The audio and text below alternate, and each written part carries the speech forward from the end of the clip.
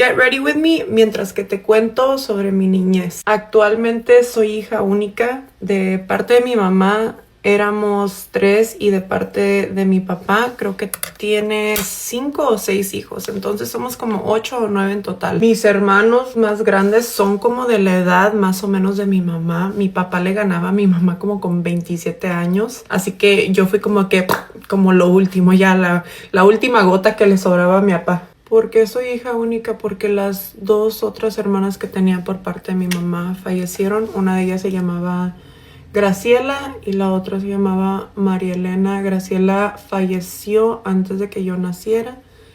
Falleció, fue muerte de cuna, tenía como 3 meses. Y María Elena falleció cuando yo tenía como 10, 11 años más o menos. La muerte de mi hermana fue muy, muy, muy rara. Hagan de cuenta, ella hoy en la noche se fue con su novio, pareja, amigobio, no sé, en ese entonces con la persona con la que se estaba conociendo. Se fue a Palm Springs, California, porque al siguiente día iban a ir a un velorio. Él se la llevó, digamos, hoy en la noche como a las 11 de la noche y me marcó a mí como a las 3, 4 de la mañana diciéndome que mi hermana no podía respirar y me dijo que le estaba tratando de llamar a mi mamá, que le había hecho varias llamadas y revisamos el teléfono de mi mamá y jamás hubo ni una sola llamada. La internaron en un hospital en Palm Springs que se llama John F. Kennedy. Sentimos nosotros que no le hicieron la lucha, más bien estaban como que esperando que donáramos sus órganos porque dentro de, no sé, 4 días, casi ya no recuerdo porque yo estaba muy chiquita, pero dentro de 4 días ya tenían a quien donarle los órganos y todo, y pues la historia está media larga. Desde niñas trabajábamos mi hermana y yo vendiendo pan. Nos íbamos puerta por puerta en nuestros departamentos y así como en los departamentos que estaban pues cerca de donde vivíamos. De hecho nos conocían como las panaderas o las niñas del pan. Me acuerdo que a veces llegábamos a ciertos departamentos en donde iban los compañeritos de mi escuela y pues yo entiendo, ¿saben? En ese entonces ellos no entendían quizás porque no era como que muy común ver a niños de tu escuela vendiendo cosas en la calle. Me acuerdo que llegaba a sus departamentos como eso de las 6, 7 de la noche y ellos estaban afuera como jugando y yo pues pasaba con mis cajitas vendiendo pan. Y pasaba y se burlaban de mí, pues ahorita ya lo entiendo. En ese entonces yo no lo entendía, yo no entendía si yo estaba tratando de ayudar con los biles de mi casa, porque eso se les hacía chistoso, porque me hacían bullying. Sí, en Estados Unidos también se sufre mucho. Yo siempre he dicho que la pobreza en México y la pobreza en Estados Unidos es completamente diferente. En México por lo menos te arrimas a cualquier casa, a la casa de tus vecinos, no sé, y te regalan un taco, y acá es como que no.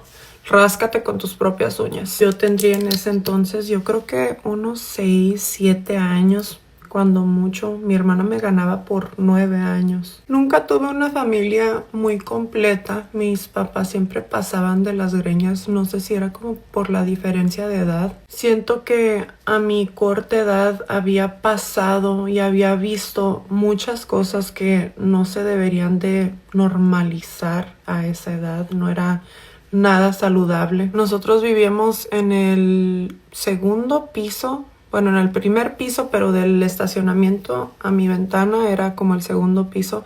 Y me acuerdo una vez mi papá se fue de la casa y me fui yo al estacionamiento y me quedé llorando, arrastrándome en el piso, llorándole que no se fuera.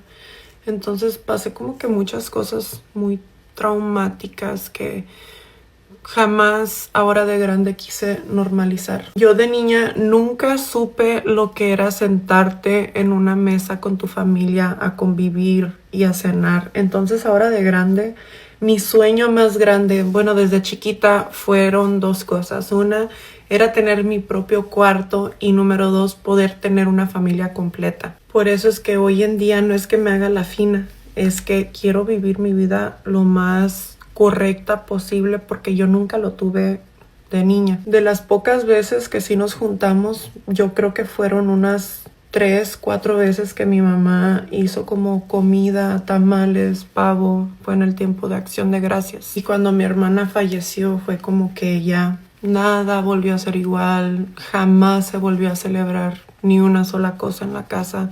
Jamás tuvimos un arbolito de Navidad.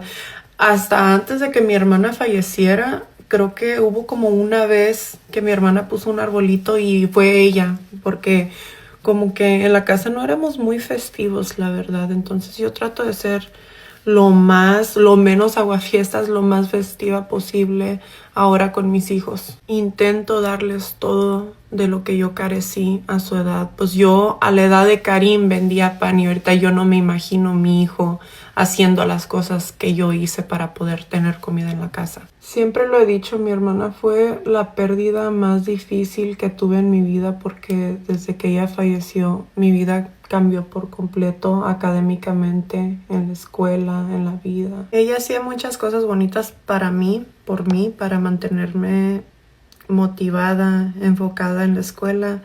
Entonces por eso muchas veces mi niñez se refleja ahora de grande.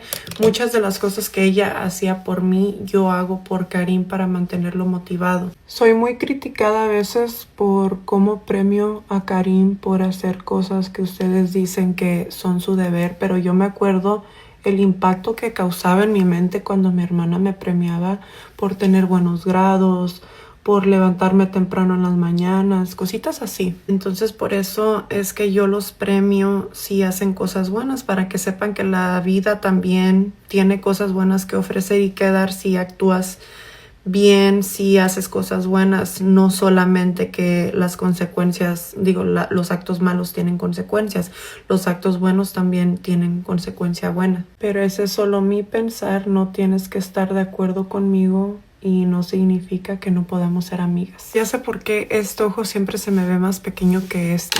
Si se fijan, la doblez de mi párpado está mucho más abajo que esta. Esta la tengo mucho más arriba.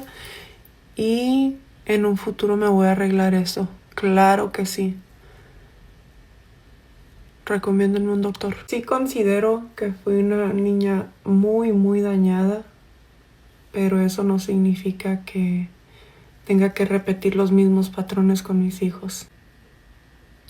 Y esa es mi introducción del recuento de los daños. Pienso que muchos de nosotros tuvimos una infancia muy difícil si naciste como en los 90s, pero eso no significa que vamos a usar eso como excusa para seguir repitiendo los mismos patrones.